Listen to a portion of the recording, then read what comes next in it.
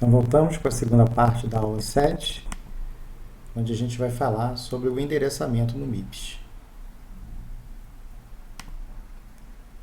Nós temos no MIPS todas as instruções com 32 bits, com uma palavra.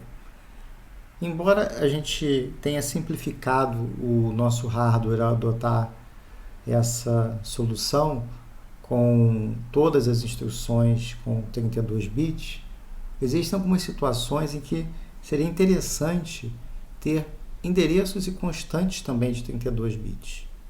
Vamos lembrar que as constantes no MIPS são, pelo menos até esse momento aqui do curso, elas são descritas com o uso de 16 bits.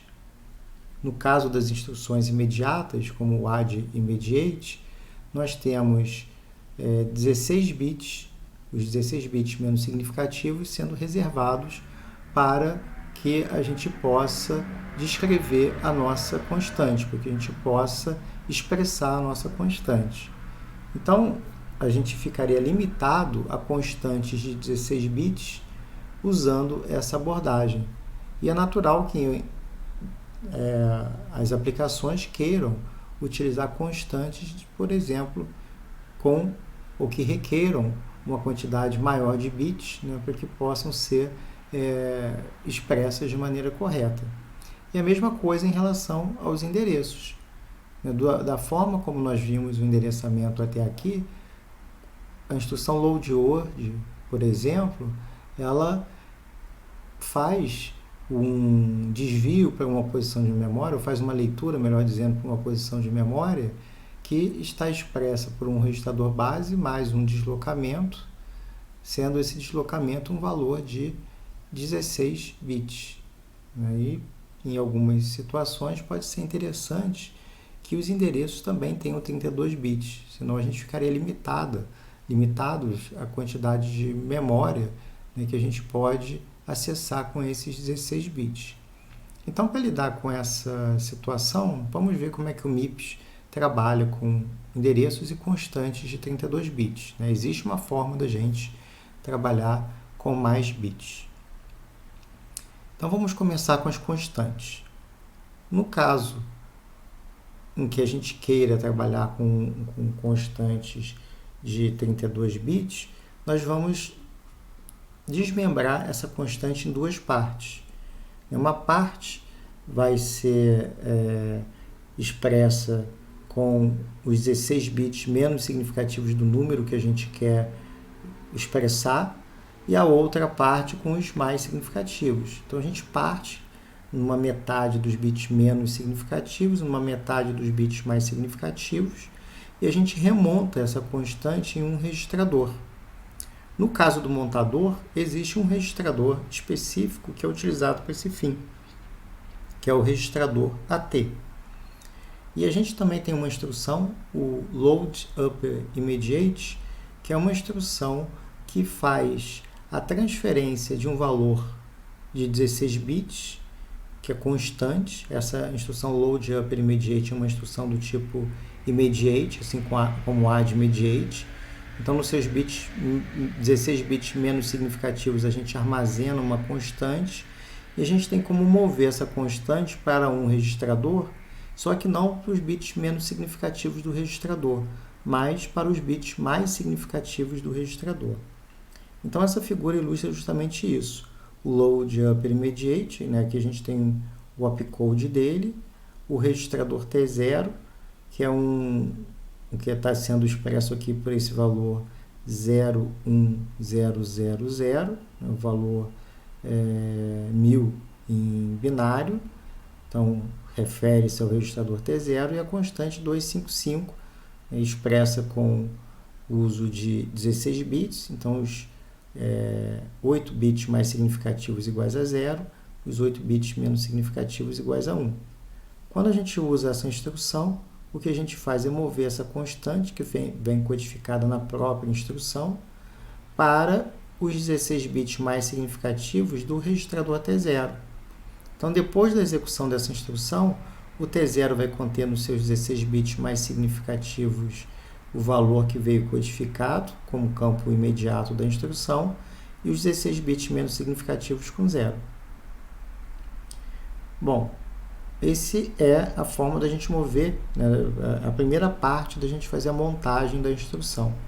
A segunda parte consiste em fazer um OR imediato, que nós já vimos em aulas anteriores, né, se não me engano foi na aula 5, em que a gente vai aplicar um OR bit a bit com um valor imediato que veio quantificado na instrução. Quando eu fizer o OR de um valor qualquer codificado na instrução imediata com esse valor desse registrador T0, o que vai acontecer é que os 16 bits menos significativos, por serem aqui todos zeros, vão assumir o valor que tiver armazenado no OR immediate, né? Porque um OR de qualquer coisa com 0, o resultado vai ser aquele qualquer coisa. Então, a gente vai preencher esses bits menos significativos com o valor que vier codificado com o OR immediate. Então, para exemplificar, vamos imaginar que eu queira manipular essa constante aqui. É uma constante que a gente precisa de 32 bits para expressar, porque a gente tem aqui bits que passam, né, dos 16 bits menos significativos. Então, isso implica que a gente tem necessariamente que usar esse par de instruções load upper immediate e OR immediate. Então, como é que a gente faz isso? Primeira parte, né, vamos dividir a constante em duas. Vejam que a gente quer armazenar no S0. Eu vou carregar esses bits menos significativos no S0 com o uso do load upper immediate. Então, vou fazer load upper immediate para o registrador S0 do valor dessa constante aqui, dessa segunda parte do número, né, dos bits mais significativos do número. No caso, seria o valor 111101, que em decimal seria o número 61. Então, quando eu fizer isso, eu estou carregando esse valor nos bits mais significativos do S0. Então, aqui, S0 vai assumir, após a execução dessa instrução, os 16 bits mais significativos igual ao valor que eu lá escrevi, no caso, o 61 decimal, que equivale a esse 1101 em binário, e os 16 bits menos significativos com 0. E aí a segunda parte é só fazer um OR immediate, escrevendo no S0 o conteúdo do OR ou melhor dizendo, escrevendo em S0 o valor de S0, né, o conteúdo de S0, com o imediato que é dado pela própria instrução. Então, no caso do OR immediate, eu quero jogar esse valor nos bits menos significativos do S0, então eu vou representar esse valor em decimal, no caso aqui o número 2304, que equivale a essa sequência de bits aqui que eu estou querendo jogar nos bits menos significativos.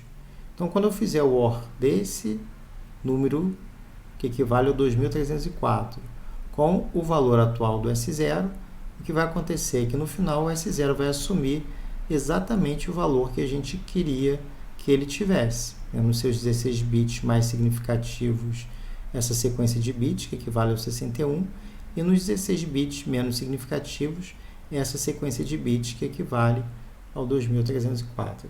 Então, assim a gente carrega constante. Mas quando eu comecei a falar nessa segunda parte da aula, a gente estava falando também na questão do endereçamento.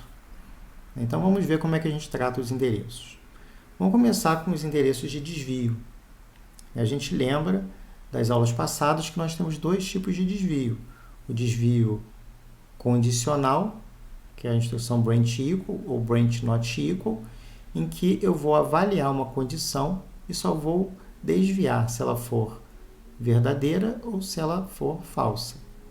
Então, se o conteúdo de dois registradores for igual, eu vou saltar, ou se o conteúdo dos dois registradores for diferente, eu vou saltar.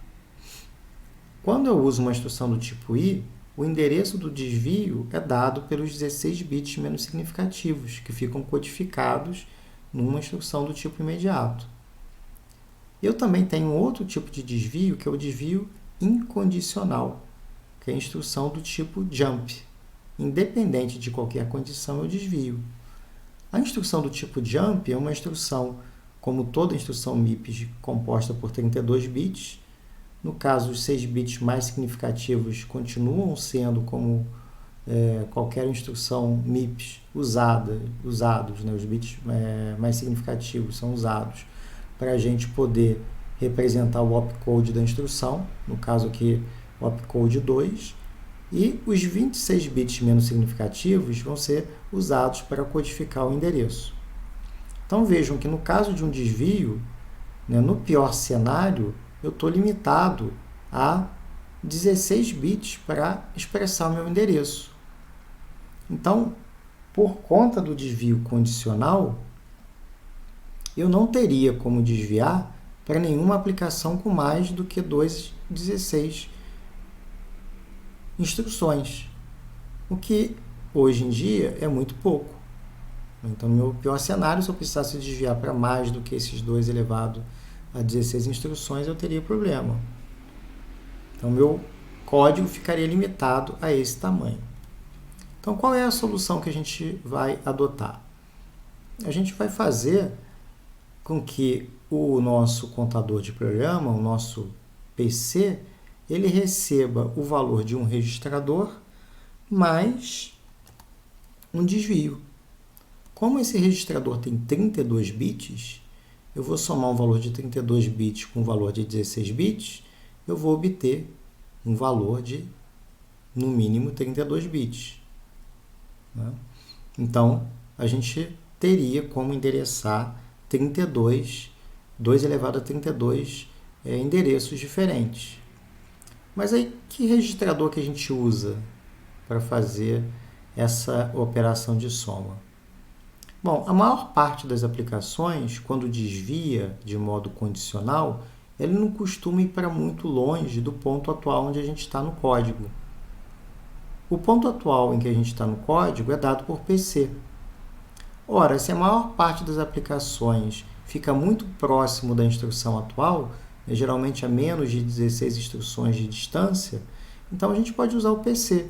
Eu posso fazer PC recebe PC mais um desvio.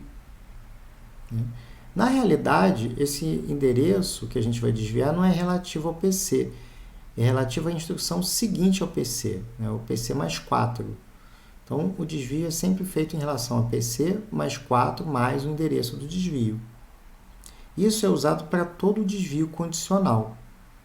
Só que não necessariamente a gente precisa desviar, né, durante a execução do programa para instruções que estejam próximas ao PC.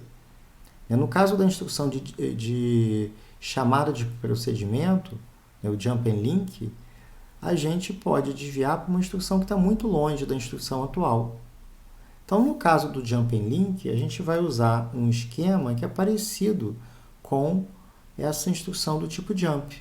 A gente vai usar esses 26 bits mais significativos para poder representar o endereço do que a gente vai desviar. Bom, mas nossos endereços são de 32 bits e a gente pode ter uma aplicação, eventualmente, que precise desviar para alguma coisa próxima aos 32 bits. Então, como é que a gente transforma 26 em 32 bits? A gente vai falar novamente sobre isso ao longo da segunda parte do nosso curso, mas eu posso adiantar para vocês algumas coisas. Primeiro, tanto a instrução de desvio quanto as instruções de chamada de procedimento, elas sempre vão saltar relativos a words. A gente vai, eu já me adiantei quando eu expliquei aqui a instrução de desvio condicional, a gente sempre pula em relação a palavras, a gente está pulando instruções. Como as instruções são compostas de 4 bytes, a gente pode fazer um desvio considerando que eu estou pulando instruções, que eu estou pulando 4 bytes. Então, o que eu vou fazer é alinhar, em outras palavras, o meu salto às instruções. Então, isso implica que eu vou fazer aquela operação, parecido com aquela operação de multiplicação que a gente faz quando vai calcular os endereços de memória. Eu não faço sempre o índice do vetor vezes 4 para alinhar, né, porque eu estou querendo acessar a palavra ou a posição 5 do vetor, ou a posição 10 do vetor. Então, eu não multiplico isso por 4, porque cada posição do vetor tem 4 bytes.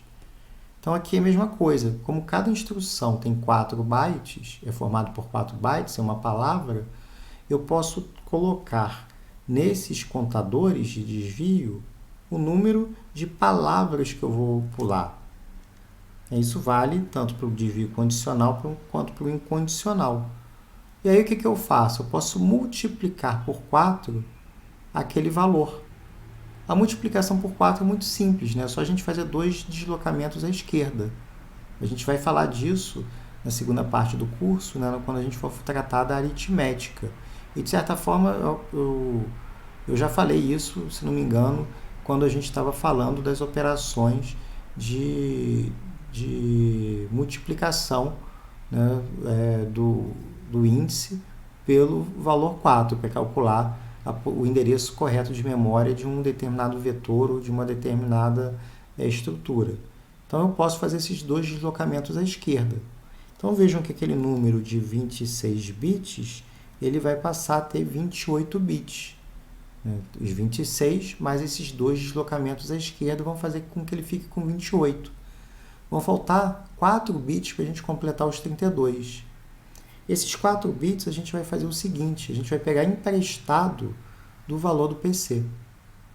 Então, eu vou concatenar os 4 bits mais significativos do PC, na verdade do PC mais 4, com os 26 bits da instrução que passaram por um deslocamento e viraram 28.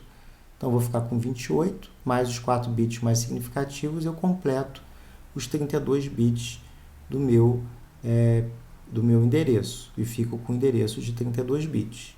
Então, a gente resolve o problema do endereçamento. Bom, então, com isso, a gente pode ver um resuminho de tudo que a gente viu ao longo das últimas aulas, em termos de endereçamento no MIPS. Nós temos 5 tipos de endereçamento. O endereçamento em registrador, onde o meu operando, sei lá, add, estou fazendo lá, para S0, o conteúdo de S1 e S2. Então, meus operandos estão em registrador. Então, essa aqui é uma instrução do tipo R. Então, tenho lá o registrador RS e o registrador RT, que são os meus operandos. Eles indicam o número do registrador onde está o dado que eu quero operar. Então, é um endereçamento em registrador. Eu tenho um endereçamento também de base deslocamento, que é usado no load store. Eu vou fazer um registrador base mais um deslocamento. Então, load word para S0, sei lá, 8, aí entre parênteses, sei lá, T1. Então, eu vou fazer T1, conteúdo de T1, mais aqueles 8. Um registrador base mais um deslocamento para acessar uma posição de memória. Seria a segunda forma que a gente viu de endereçamento. Eu tenho o imediato, onde o meu operando está codificado dentro da própria instrução. Então, eu faço lá um add immediate, S4, S4, menos 4. Então, aquele valor menos 4 vai vir na própria instrução. Eu já sei que meu operando, o valor menos 4, está codificado ali como uma constante, onde eu imediatamente acesso dentro da própria instrução. Eu tenho um endereço relativo ao PC, onde a gente viu agora no endereço condicional, em que eu vou fazer PC mais um deslocamento. É o caso em que a gente usa nas instruções de desvio condicional. E no caso do desvio incondicional, eu tenho um endereçamento pseudo direto, onde o endereço é feito pela concatenação dos 26 bits menos significativos da instrução, que vão passar por aquela operação que eu falei, de multiplicar por 4, e eu vou concatenar, esse aqui é um símbolo, esses 2 pontos são símbolo de concatenação, com os 4 bits mais significativos que vieram lá do PC, no caso o PC mais 4. E aí vai me dar um endereço de memória. Então, com isso, a gente tem as 5 formas que a gente pode usar para endereçar dentro do MIPS. Então, a parte 2 da aula fica aqui. Eu vou, já na sequência, começar e, quer dizer, na verdade, terminar essa aula na terceira parte da aula.